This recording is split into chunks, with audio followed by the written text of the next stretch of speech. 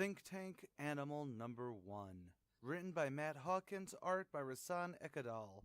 Across the globe, animals are being used to carry out assassinations against 3 pro-Russian European politicians. The designs are actually taken from the main hero of the Think Tank comics, Dr. David Loren, who's been having a pretty crap time with his own life, but nothing gets you over a suicide attempt as much as dealing with someone using your own tech to try and destabilize the world. However, that all goes sideways when a former DARPA scientist changes sides and takes his extraction team hostage. Oh, and David's father shows up looking like Chris Christopherson. Well, maybe with a dash of Liam Neeson. Or Mickey Rourke, maybe. Yes, I took about 10 minutes to stare at this, knowing that he looks so damn familiar, so if anyone knows who he looks like or is based off of, please leave a comment below. Anyways, for those that haven't been following every time I gush over this series, and by God, if I can get a sponsorship, I totally want to do a comic a day for this series. If you have no idea, don't worry. We get a story thus far starter, which is basically David Loren is a smart-ass genius who's been working with DARPA since he was 14. But this is volume 5 in the Think Tank series, or issue 18 if it were an ongoing. But the best part in the volume setup, most every number 1 that comes out is a great spot to jump in on. See, Matt Hawkins is an intelligent writer, but never condescendingly so. I want to say he's been a one-man band at Top Cow, with truly spectacular comics like The Tith, Symmetry, and Samaritan, but I also don't want to take away from the awesome that is the art staff that pairs with his work so well to just make it an experience.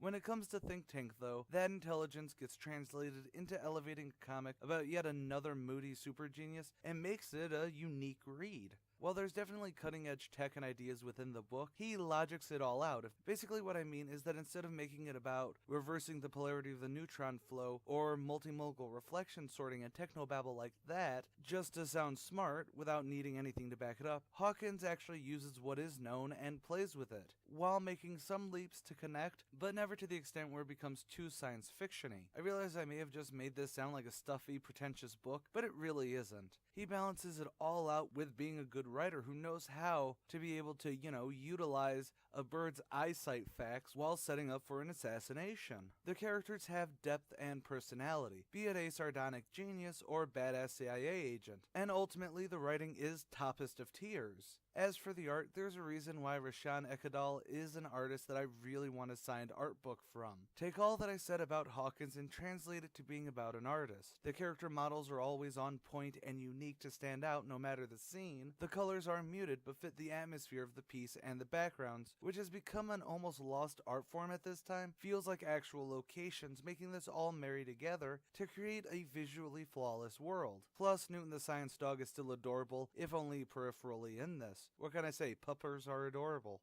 So I think my verdict is pretty clear on this. Buy it.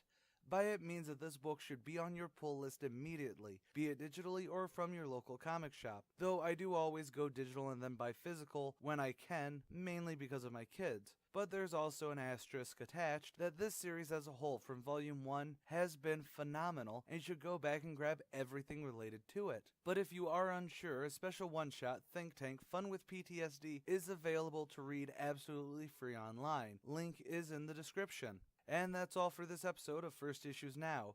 If you agree with me that this is an awesome read, or if you feel that it left you brain dead, let me know in the comments below. Check out my other 2 channels, A Comic a Day, where this month I'm covering the past and present of Image Comics, and ComicSins, where I tally the sins and wins of a random comic. Like the Archivist Facebook page, follow us on Twitter, and pledge to our Patreon for some exclusive content. And as always, stay golden, Inklings.